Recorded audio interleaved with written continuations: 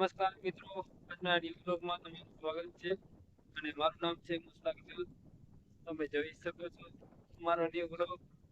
મારી યુટ્યુબ ચેનલનું નામ છે એનિમલ્સ શોર્ટ્સ.